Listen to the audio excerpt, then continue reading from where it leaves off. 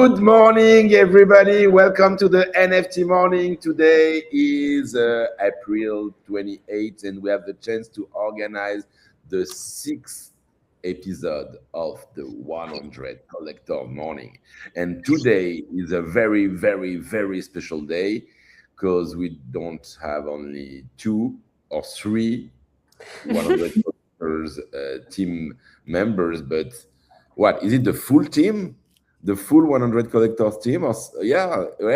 Because we Well, have I mean, we're missing our developer, who's the so, only man of the team as well. but we don't see him. He's in the basement. He's in like so that. So okay. So we have the chance to have just to have you, Fanny, you, Eleonora, and Pauline there. And for the first time, Delphina is with us. Good morning, Delphina. Big pleasure to have you at the NFT Morning. Delphina, as it's your first time at the NFT Morning, you have to say a bit more about yourself. Okay. Good morning, everyone. Very happy to be here. I'm Delphina. I'm leading the club in Lisbon because we have great club members here. And well, thank you again for having me here.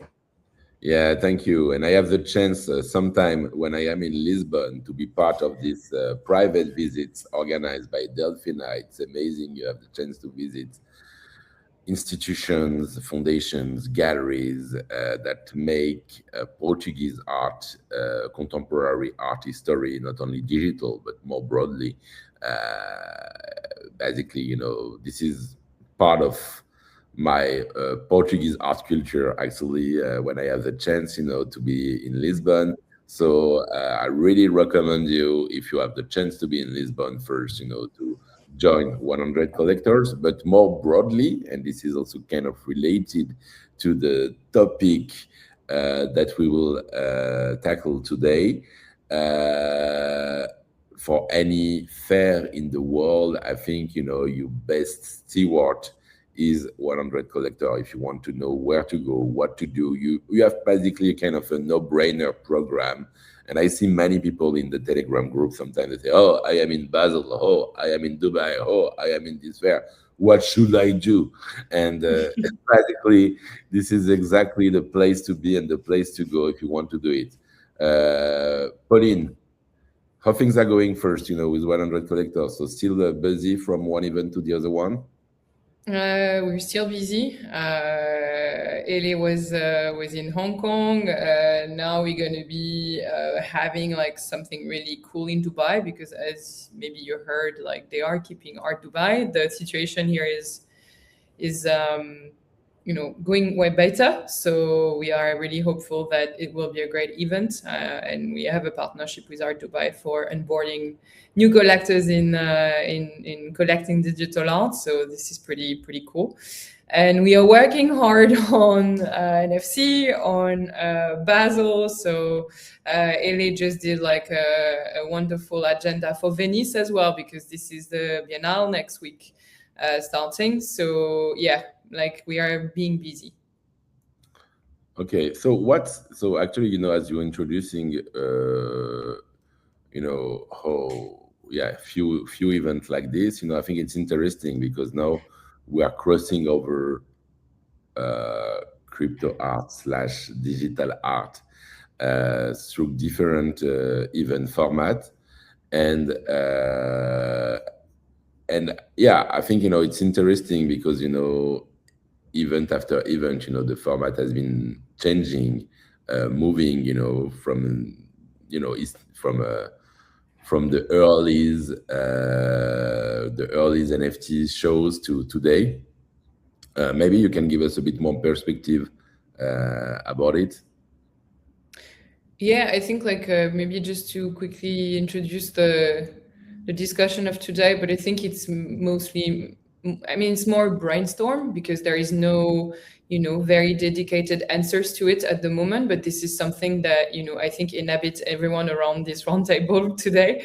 I mean, John, we had this very long fun call about the new shapes of conferences, of fairs, and something in the team 100 collectors that we do talk a lot about as well, because of what you just said. We are always like, we are trying to be involved in the different conferences, biennales, fairs, and how do we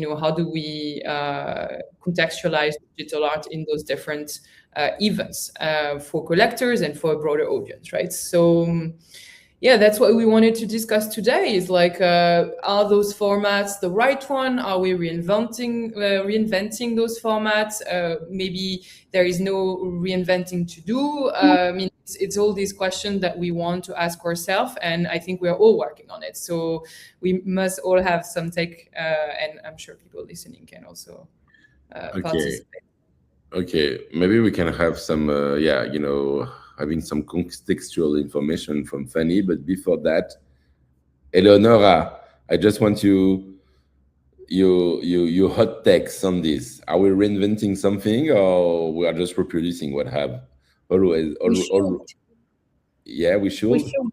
Yeah, we should.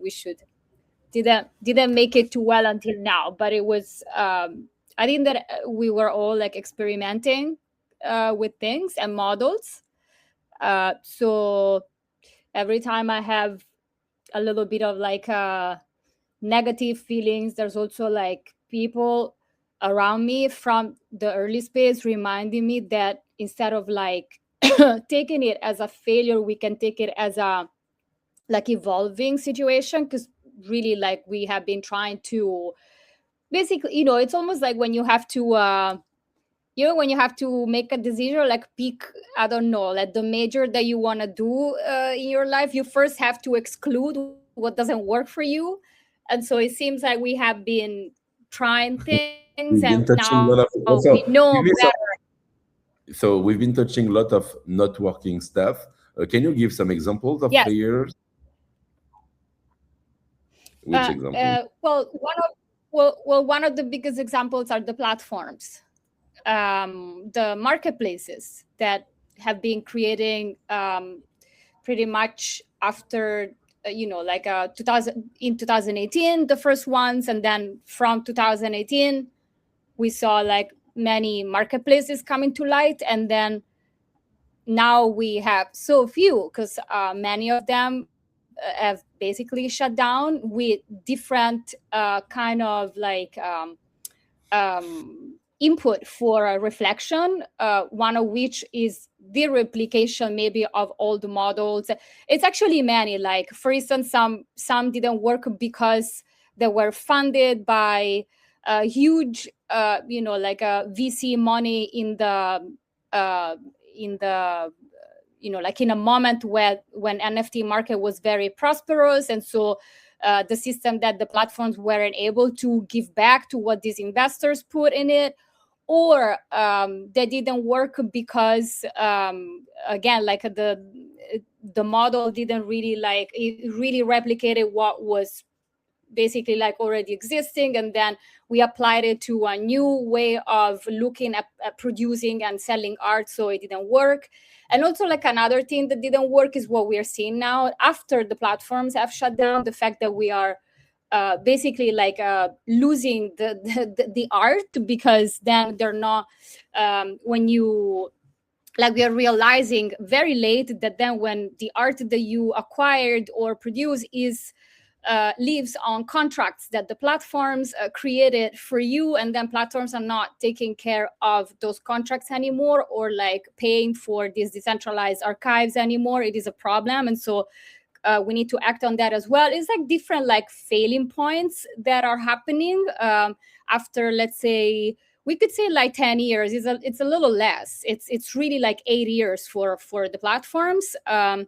And then so it seems like now, not on purpose, but we have been touching things that don't work, and so learning from that and trying to build something that might be more, let's say, either native or just really like more of a home for the space. Thank you for the intro and for the failures. And so, if you want to come also to talk about what happened in terms of event, also, and maybe Fanny, you can go through also, maybe share with us a small timeline about the different moment, that we've been living. Yeah, I think it's to bounce off what Eleonora mentioned on the early platforms. Like it was between 2017, 18, 19 that like the platforms, like the Web3 art platforms, like started to develop, and we often refer to the Rare Art Festival in New York in January 2018 for the first one, and January 2019, or like not January, but like June 2019 for the second one, also in Brooklyn, in New York, as kind of the pendant, as like the space, like the Web3 art own events. I think Non-Origin like had one in Manchester as well. I don't recall if it was 2018, 2019. But that many people went to after attending the New York one. And so this is kind of like early, like you have prints on the wall, like iPads, like framed, like for super rare, like on the wall, like, like things like that. But like, the own industry developed events. And then slowly, like when the market, like, or like the mainstream market started getting in 2021, there was the adoption by the art market, like more broadly, and also from traditional art event formats. And I think that's where we can go through a few of the timeline from 2021 of like who adopted kind of blockchain-based art first. I think it's a good reminder because we see we're always kind of in the moment, like there's like one digital sector, there's one exhibition at the gallery and so on. I think it's and really think back of like how that came to happen, and also keeping in mind this tension, right, between that Eleonora you mentioned, like between like, and we see that on Twitter a lot, on like this debate of should we like present blockchain-based art like at art fairs and biennales and galleries, or should we develop like native formats that fit the medium? And I don't have an answer, but that's kind of like, going forward, like I think this is maybe you can you give examples of what does it, some shows where it's exhibited like in a traditional contemporary art fair?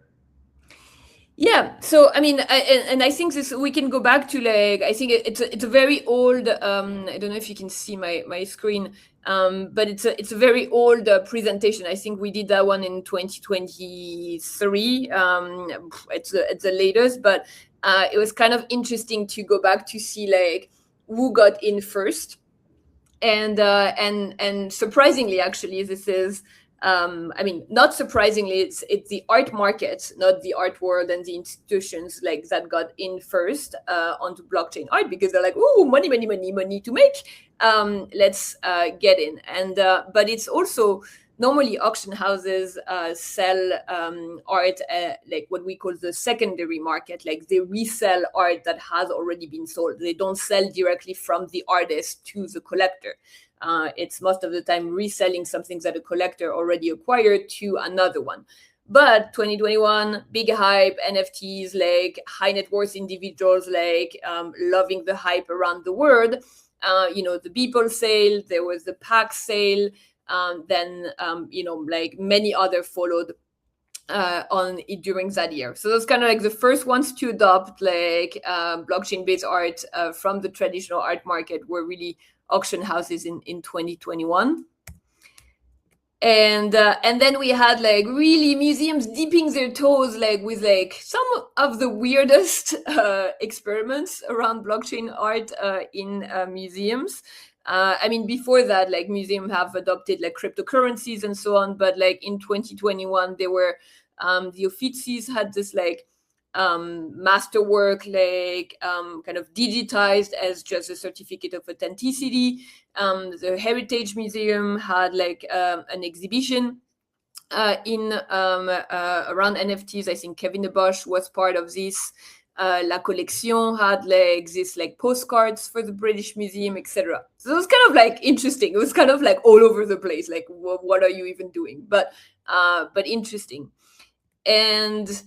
And we had like then galleries, you know, got in, looked at it, like Gagosian like launched with Henny kind of a Web3 platforms. It's like what was the call of the project? The currency.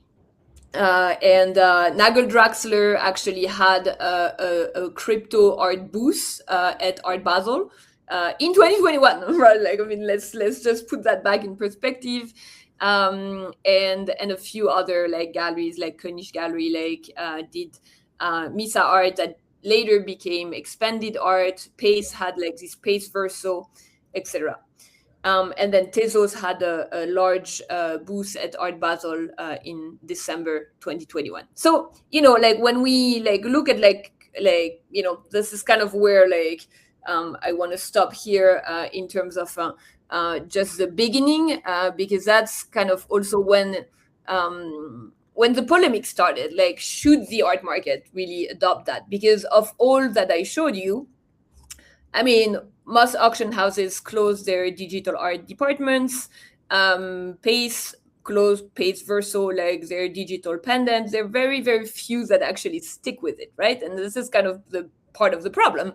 It's like when it's not native, like, and they just go with the hype, well, they come and go. And so leaving us with like, you know, not many things.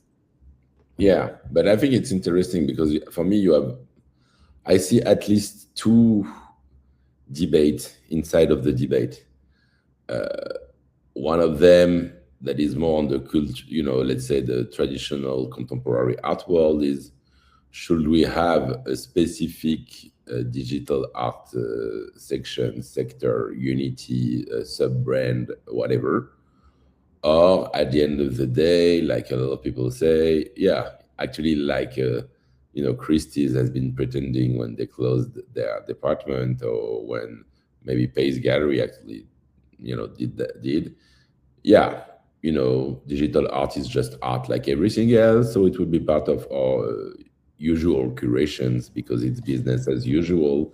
End of the story. It does not mean that, you know, it means like we don't need a specific section anymore because it's part of it. So is it, you know, should we have this or not, basically? And for me also, the other question is the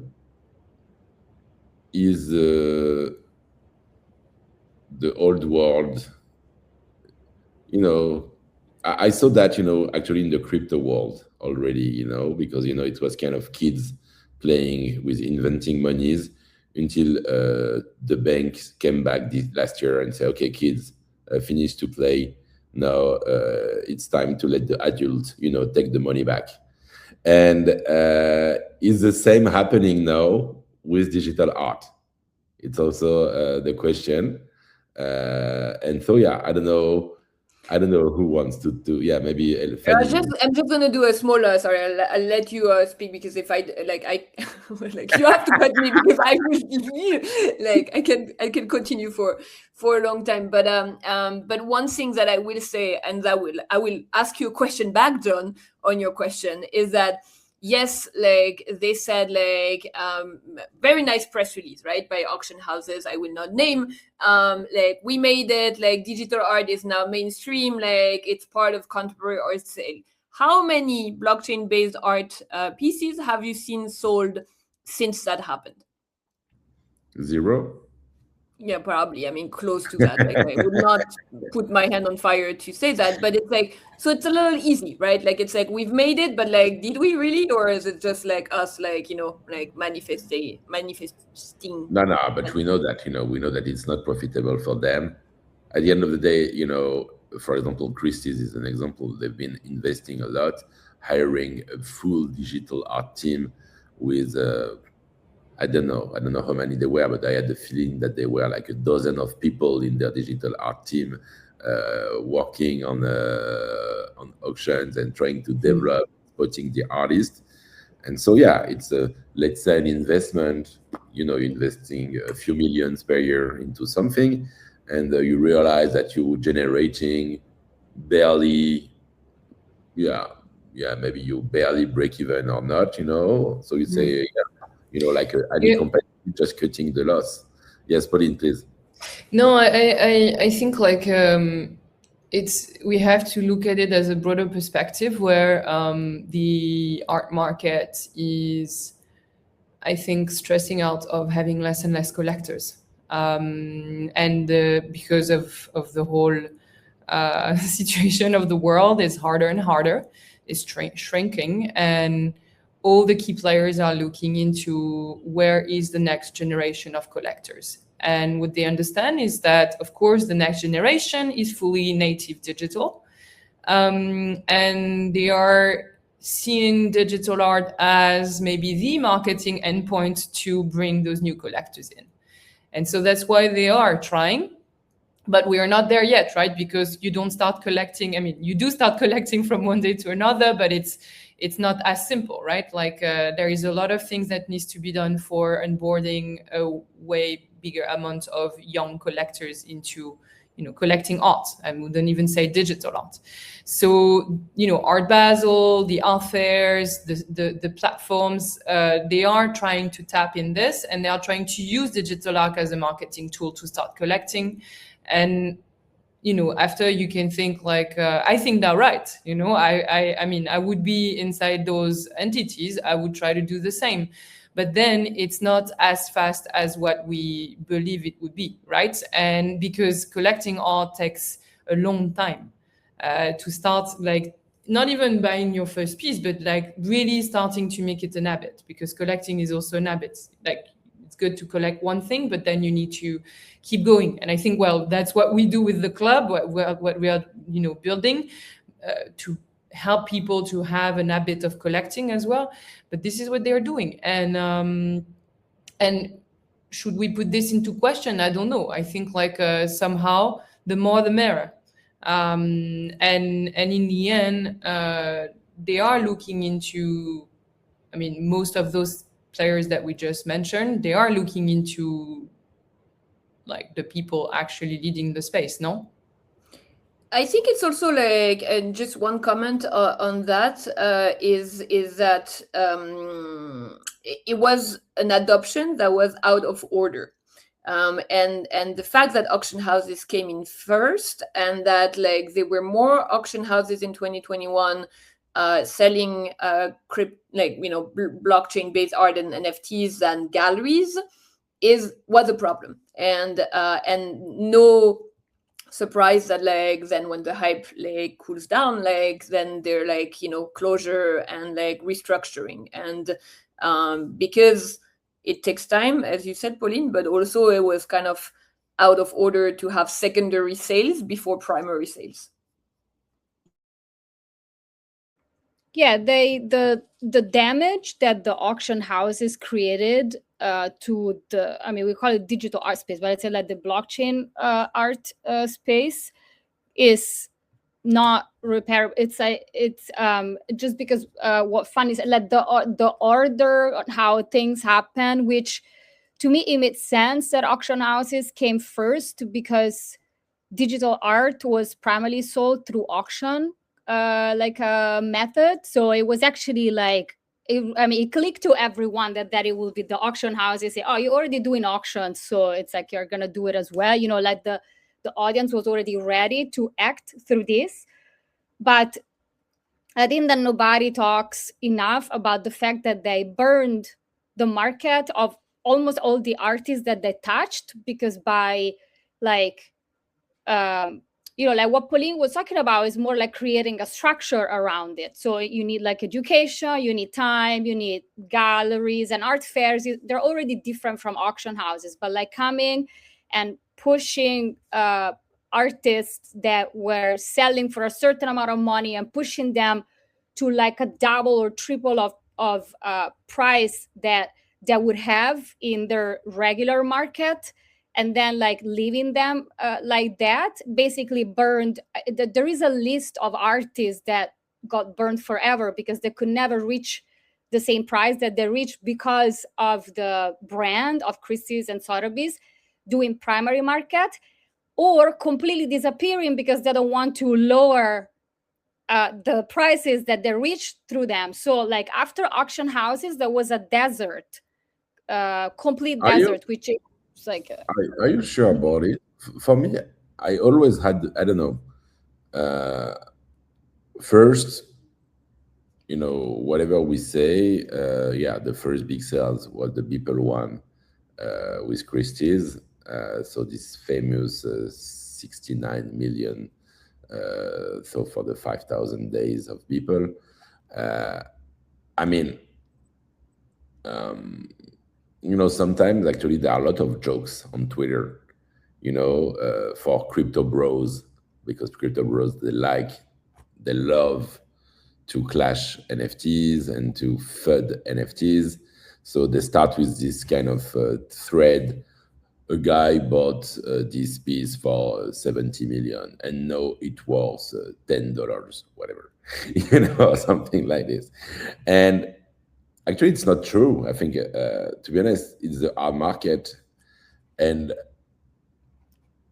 I don't know really, for me, I mean, it was people value. And to be honest, I remember, this is what we say sometimes with at NFT Morning, because we did the first episode of NFT Morning 1 week before these people sell. And the first episode was about betting with my friend Ram about for how much they would sell. And it was more or less people price. It was a bit more. Okay, there was a premium, but I remember when I did my bet, I said plus 10 million. Okay, I was a bit, I didn't know. Okay, it was a bit more than 10 million. But I mean, at the end of the day, Beeple was already selling big sales for millions and millions and millions on Nifty Getaway. And I don't know, maybe I was not, I never bought any piece on my hand that was coming from auction house, because for many people also, it was a kind of boring to buy on auction houses. You had this kind of, okay, they take commission, you have KYC, you have to pay taxes, whatever. I mean, you have to do the usual traditional art stuff that OGs didn't want to handle. And I'm actually, I remember I was chatting even with a friend of mine who told me, oh, I love to buy on Sotheby's because at the end of the day, it's cheaper than the artist value sometimes, So, I mean, it's, I think, I just, my overall feeling for, just to maybe then we move to other topics, but for auction houses, is that it didn't match. For me, to be transparent, my feeling was that even most of the key collectors never really estimated the value of auction houses.